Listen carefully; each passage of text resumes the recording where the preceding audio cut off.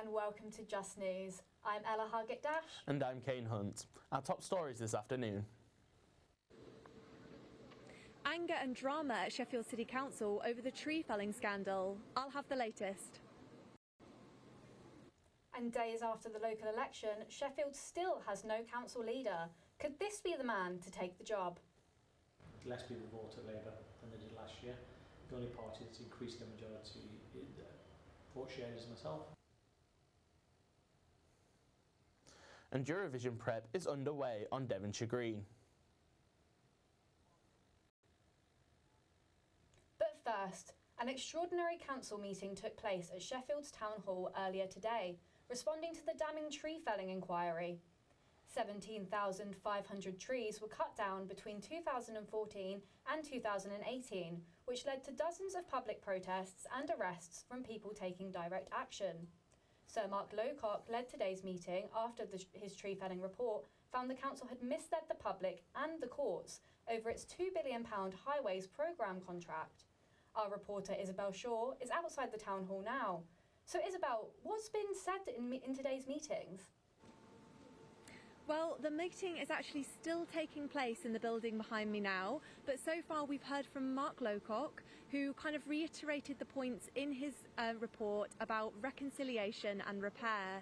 He said, that although the council have made mistakes, it's really important that the public and the council find a way to work together and make progress. So I've taken a look at the series of events that have led to today's meeting.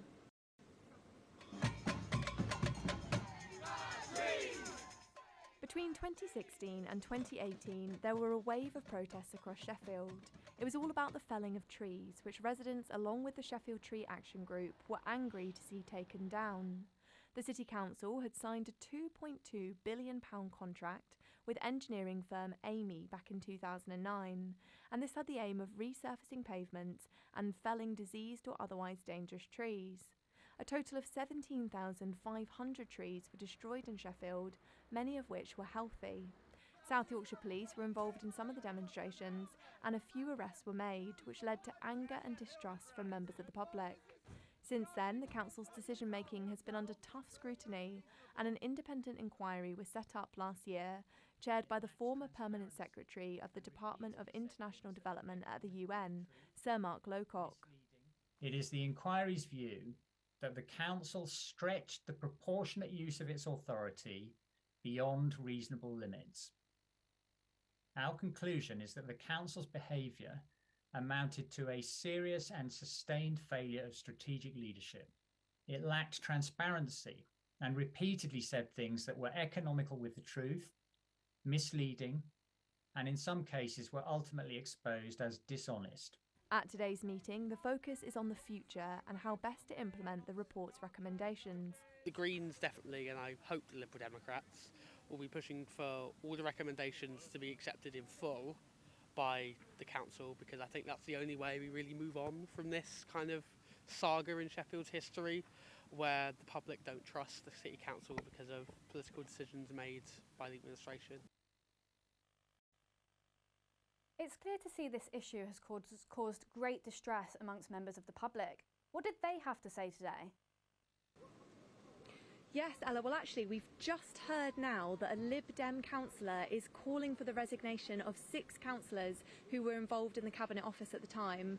So that's sort of breaking news that's just come in, but the public are angry, there's no doubt. The gallery is full of people who were involved in the tree felling protests, and they want to see the council take responsibility for their actions. The Lord Mayor, who's been chairing the meeting today, has had to call for order several times amidst angry outbreaks from the public. And it's clear that they want to hear that apology from the council itself. And, we actually heard from one person who said that they don't want sorry, they want to be exonerated. And what was the mood amongst the councillors? Yes, it's very tense in there. The Labour councillors are under constant fire from members of the public, and, they want to see full responsibility taken for their actions. But the council have reiterated their apologies, although the gallery do seem unconvinced, and there is a sense in the room that the meeting isn't going fully to plan. It will be interesting to see what progress and what outcomes come from this meeting. Thanks, Isabel. Meanwhile, Liberal Democrats leader Shafak Mohammed has said he's interested in running for the role of leader of Sheffield's council. The statement follows current leader Terry Fox's resignation last Friday. With results at the local elections seeing the number of seats for each party remain the same, this is an opening for the Lib Dems to enter a coalition and take control of the council. Our reporter Elliot Green spoke with Shafak earlier and asked him if the tree felling scandal was simply the straw that broke the camel's back. There's many straws. I think there's a forest of them, pardon the pun. You know, there's been many issues. It's just not been the trees. The botched in-sourcing of council housing repair, for example, which has led to people waiting not weeks but months, if not years, for repairs. Why do you want to be the next leader of Sheffield City Council? Well, there's genuine choice, isn't there? The people of Sheffield have not voted Labour. Less people voted Labour than they did last year. The only party that's increased their majority in vote share is myself, 4% up. Both the Greens have gone down, the Tories have gone down, and whilst we might have kept the same number of seats, our vote share has gone up. And if we repeat this result next year, we'll gain 2 further seats. And the Greens have a choice. You either go along with a leader that's going to be interviewed by the Labour Party and told they can have the job. None of the councillors are going to be asked. Or, as is going to happen tonight, I go before my councillors to put my pitch to as to why I should continue to be their leader, and then we're going to put that to council next week. And the Greens have a choice. Do they want a locally democratically elected leader, myself, who can give the city a fresh start and rebuild the trust and confidence that we have lost? Or do we get a very weak leader appointed by the Labour Party, told what to do by the Labour Party? That's the choice before us. So when the Lib Dems were the biggest party in Sheffield City Council from 2008-2011, you negotiated part of that contract with Amy that was involved in the street tree scandal. Why should people trust you now? Well, the choice was PFI or potholes. It was only shown in town, and I want to remind those people that will remember this. We were the pothole city. The roads were so bad. It was a Labour government. What they said was, if you want your roads fixed in, you've got to go down this route. It was Gordon Brown's and Tony Blair's PFI scheme. Let's be honest, what's been the problem? It's been the attitude of the council to mislead. Now, no one can say that we misled anyone when we ran the council. Remember, we lost control in 2011 and the contract was signed after. So if there was an issue with any negotiations we had done, the Labour Party had ample time. A Sheffield man is starting his life sentence today following the murder of his neighbour with a bag of Pokemon cards. Andrew Haig admitted to violently assaulting Simon Wilkinson near Fox Hill Road last August, causing fatal injuries.